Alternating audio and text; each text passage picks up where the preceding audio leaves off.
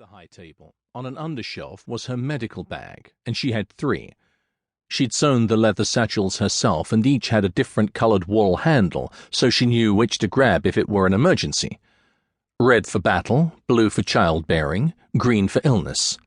There were no windows in the room, so she lit several candles until she felt there was enough light from which to work by. While she was waiting for Ewan to return, there was a particular ointment that Emma had asked for, as well as the tincture for the butcher's ague, and a herbal remedy she wanted to give Ewan to help with his night terrors. Her poor husband was still waking up in the middle of the night covered in sweat, his heart racing and fear in his eyes. There was much he'd had to endure. The man had nearly died at least twice in the last 6 years. If there was any way she could make him feel better then, she needed to try. There was a soft knock on the workroom door, and faint as it may have been, it startled Shona, making her clink her vials and bowls together, nearly dropping 3.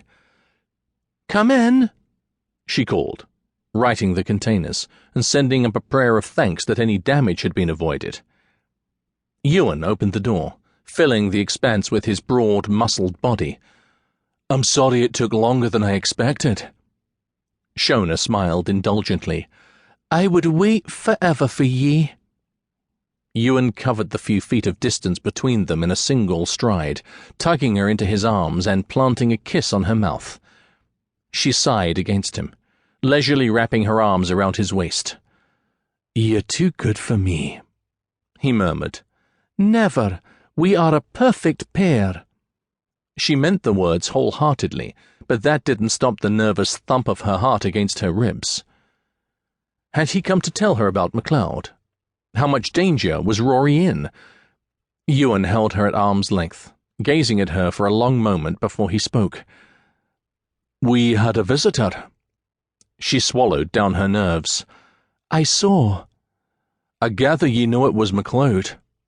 Keeping one hand on her hip, Ewan picked up one of her vials with the other, examining the dark green contents, perhaps in an attempt to distract her from their conversation.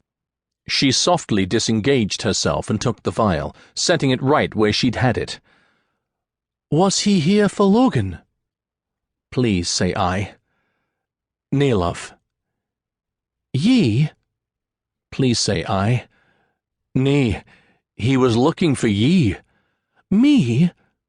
She somehow managed to keep the shock from her voice, a task that took all the effort she had, which left little for her trembling hands. She let go of the clinking vials. "What did he want with me?" "Answers." "Answers to what?" She asked the question even though she had an idea of what the answer would be. "Rory." Her heart sank. There had still been a little part of her that hoped Rory had nothing to do with it. "And what did ye tell him?" "That ye had no answers to give." Relief made her shoulders slump. "I do not have any." Ewan touched her chin, gently coaxing her to meet his gaze. "Have ye told me everything ye know?" She met his gaze, annoyed that he would ask her. "Do ye not trust me?" "I trust ye know that, but please, just answer me. Is there something else?" She shook her head, turning to her work table and shaking one of the vials to mix the contents.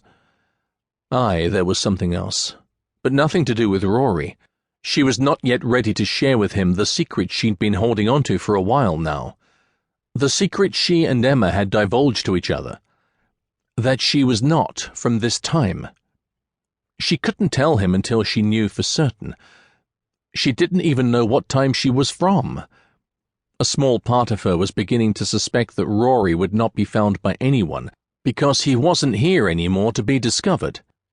She also couldn't tell Ewan that her pull to the moon had been getting stronger with each passing night. Memory after memory came tunneling back, stronger than before.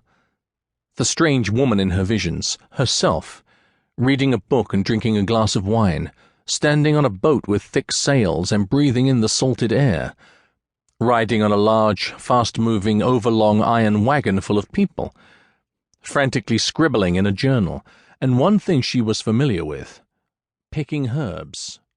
Except she picked herbs in an unnatural